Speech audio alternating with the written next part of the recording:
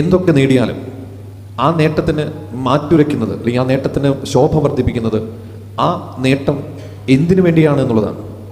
ഒരു നന്മയ്ക്ക് വേണ്ടിയിട്ടാണോ, അല്ലെങ്കിൽ ഒരു ജീവിതത്തിൽ ഒരു നല്ല ഒരു നേട്ടം കൈവരിക്കാനോ, അല്ലെങ്കിൽ കുടുംബത്തിന് വേണ്ടിയിട്ടാണോ, അല്ലെങ്കിൽ നല്ലൊരു ലക്ഷ്യത്തിന് വേണ്ടിയിട്ടാണോ? അതിനാണോ ഞാൻ കൂടുതൽ കഷ്ടപ്പെടുന്നത് ഈ ഭൂമിയിൽ?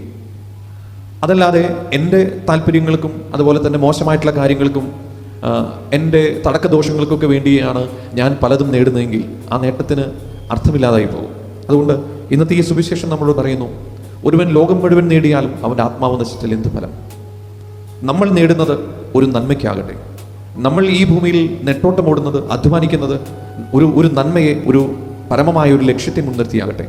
അത് നമ്മുടെ കുടുംബമാകാം, നമ്മുടെ ജീവിതമാകാം, അല്ലെങ്കിൽ നമ്മുടെ പള്ളിയാകാം, ഒരു പൊതു കാര്യമാകാം, എന്തുമാകാം. പക്ഷെ അതിലൊരു പൊതു നന്മയുണ്ട്, ഒരു നന്മയുണ്ട്. ആ നന്മയെയാണ് നമ്മൾ ലക്ഷ്യം വയ്ക്കുന്നത്.